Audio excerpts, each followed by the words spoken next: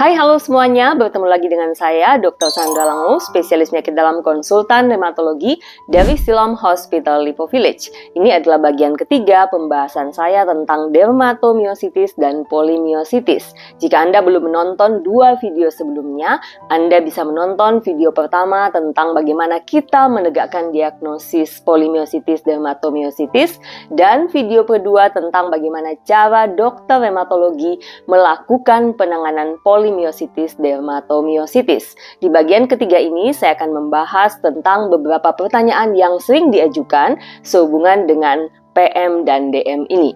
Pertanyaan pertama, apakah pasti jika seseorang memiliki autoantibody pada profil ANA, misalnya anti-Jo atau PMSCL yang positif, dia pasti menyandang polymyositis?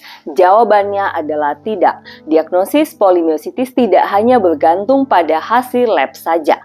Hasil lab yang positif, autoantibody yang positif tanpa gejala klinis yang sesuai, ini tidak cukup untuk menegakkan suatu diagnosis. Untuk menegakkan diagnosis polymyositis atau dermatomyositis dibutuhkan gejala yang sesuai, misalnya kelemahan otot, kemudian bercak kulit, dan pemeriksaan penunjang yang lain yang juga positif. Misalnya CK yang meningkat, elektromyogram sesuai dengan gambaran polymyositis ini, atau adanya hasil biopsi otot yang positif. Jadi pada prinsipnya kami dokter rheumatologi menegakkan diagnosis tidak hanya dari hasil lab saja. Pertanyaan nomor 2, apakah polymyositis hanya menyerang otot tangan dan kaki saja? Jawabannya adalah tidak.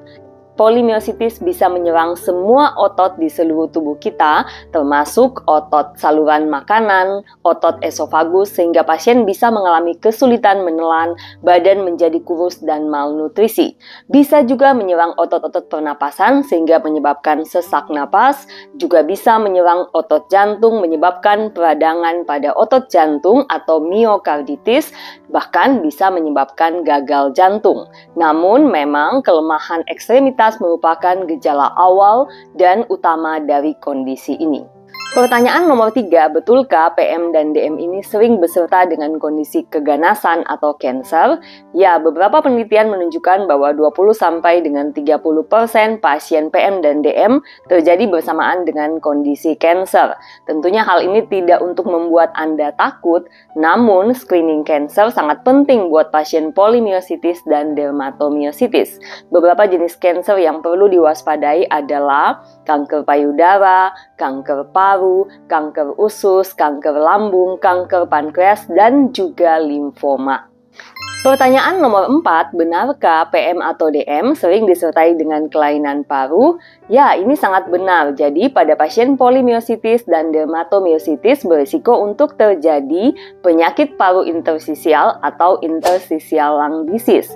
Laporan penelitian sangat beragam, tergantung metode diagnosis yang digunakan. Bahkan, ada literatur yang menyebutkan bahwa sekitar 20-80% pasien PMDM juga menyandang interstitial lung disease. Jadi, kalau Anda menyandang polymyositis dan ada keluhan batuk, sesak, tidak nyaman di dada, harus hati-hati, jangan sampai ini adalah kasus ILD juga. Cara diagnosis yang paling akurat adalah dengan melakukan CT scan toraks atau CT scan paru-paru Anda. Pertanyaan nomor 5, bisakah pasien polymyositis atau dermatomyositis hamil dan melahirkan anak yang sehat? Jadi teman-teman, ada suatu laporan penelitian di tahun 2022 yang menunjukkan bahwa pasien polymyositis dan dermatomyositis yang hamil dalam kondisi stabil, sebagian besar kehamilannya akan berjalan dengan lancar. Lebih dari 80% akan aman selama masa kehamilan dan juga postpartum atau sesudah melahirkan. Namun, komplikasi kehamilan akan sangat tinggi pada pasien polymyositis yang hamil di saat belum stabil. Jadi pastikan Anda hamil dalam kondisi stabil dan tentunya seizin dokter Anda. Pertanyaan terakhir, bisakah polymyositis divaksinasi? Bukan hanya bisa, namun sangat penting. Jadi kalau Anda stabil, lakukan beberapa vaksinasi yang dianjurkan oleh American College of Rheumatology buat pasien-pasien dengan rematik autoimun. Misalnya vaksin influenza, vaksin pneumokokus, dan beberapa vaksin sesuai dengan kebutuhan Anda. Ingat, selalu lakukan dalam kondisi stabil. Adakah pantang makan tertentu? Tidak ada suatu pola diet spesifik untuk pasien PM dan DM, namun ini tentunya disesuaikan dengan kondisi Anda.